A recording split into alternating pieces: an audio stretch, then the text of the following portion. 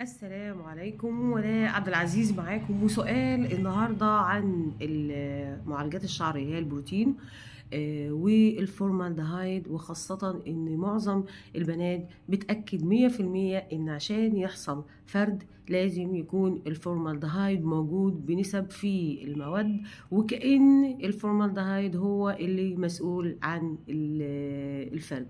أنا عايزة أقول إن الأحماض هي اللي مسؤولة عن الفرد، أما الفورمالدهايد ما هو إلا مادة حافظة، وفي نفس الوقت بتطول مدة الفرد، يعني بتثبته أكتر.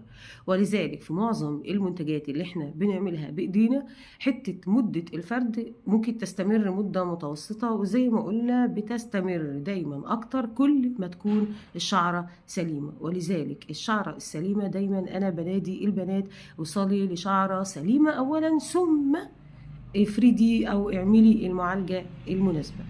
اما انا بس حبيت اوضح ان الفورمالدهيد هنا دوره فقط مثبت وماده حافظه للماده لمده اطول فقط لا غير. لكن المنتجات اللي احنا بنستخدمها، او بكار مول او بكار بيوتي صالون بيستخدمها تحديدا، اللي انا بعملها بتبقى خاليه من الفورمالدهيد خالص. ما بتهمنيش ان المده تكون طويله او قصيره، لان زي ما قلت لكم كل ما تكون الشعره سليمه المده بتطول اكتر. يعني اعتبري ان الشعره سليمه هي البديل للفورمالدهايد. واسمعي كلامي لما اقول لك قصي، لما اقول لك رطبي، لما اقول لك ما تعمليش صبغه دلوقتي، او ما اقول لك ما تعمليش فرد دلوقتي، او خلينا في جلسات الترطيب قبل جلسات الفرد، وهكذا حسب كل ظرف بنت.